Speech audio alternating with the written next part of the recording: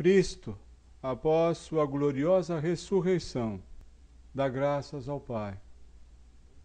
Ação de graças pela libertação da morte. Salmo 29, 30. Eu vos exalto, ó Senhor, pois me livrastes, e não deixastes rir de mim, meus inimigos. Senhor, clamei por vós pedindo ajuda, e vós, meu Deus, me devolvestes a saúde. Vós tirastes minha alma dos abismos, e me salvastes quando estava já morrendo. Cantai salmos ao Senhor, povo fiel, dai-lhe graças e invocai seu santo nome. Pois sua ira dura apenas um momento, mas sua bondade permanece a vida inteira.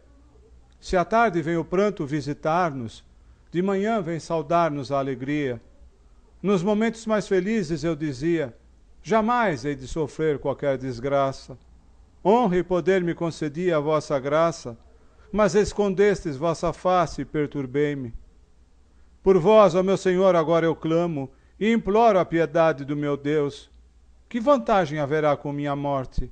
E que lucro se eu descer à sepultura? Por acaso pode o pó agradecer-vos e anunciar vossa leal fidelidade? Escutai-me, Senhor Deus, tende piedade. Sede, Senhor, o meu abrigo protetor. Transformastes o meu pranto em uma festa, meus farrapos em adornos de alegria. Para minha alma vos louvar ao som da harpa, e ao invés de se calar agradecer-vos. Senhor meu Deus, eternamente hei de louvar-vos.